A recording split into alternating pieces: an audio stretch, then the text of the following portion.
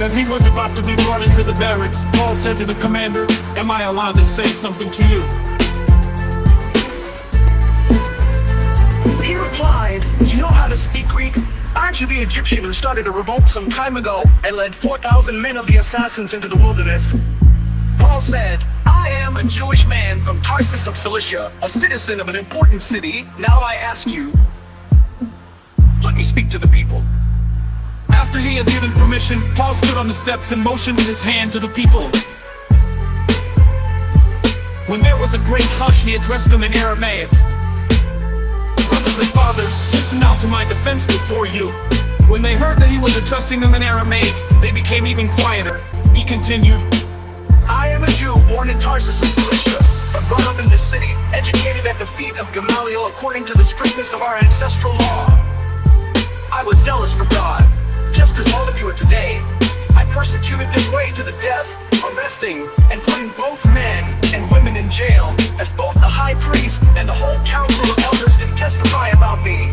After I received letters from them to the brothers, I traveled to Damascus to arrest those who were there and bring them to Jerusalem to be punished.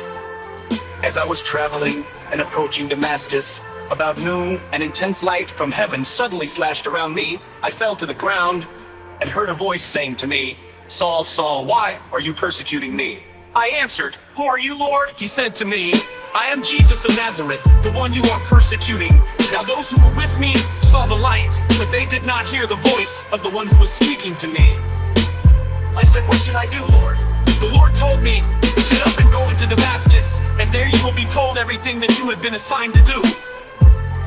Since I couldn't see because of the brightness of the light, I was led by the hand by those who were with me and went into Damascus. Someone named Ananias, a devout man, according to the law, who had a good reputation with all the Jews living there, came and stood by me and said, 'Brother Saul, regain your sight.'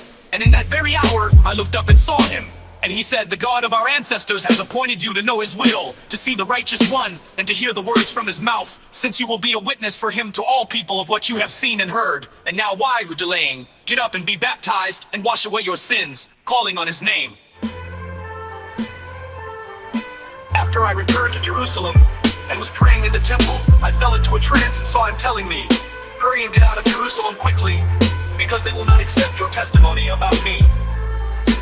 But I said, 'Lord, they know that in synagogue after synagogue I had those who believed in you imprisoned and beaten. And when the blood of your witness Stephen was being shed, I stood there giving approval and guarding the clothes of those who killed him.' He said to me, 'Go, because I will send you far away to the Gentiles.' They listened to him up to this point. Then they raised their voices, shouting, 'Wipe this man off the face of the earth. He should not be allowed to live.'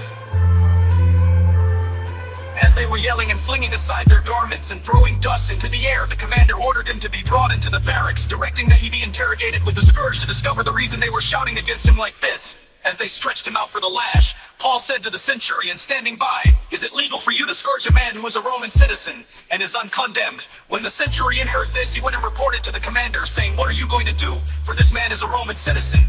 The commander came and said to him, 'Tell me, are you a Roman citizen?' 'Yes,' he said.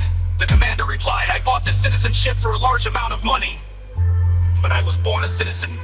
Paul said, so those who were about to examine him withdrew from him immediately. The commander too was alarmed when he realized Paul was a Roman citizen, and he had bound him.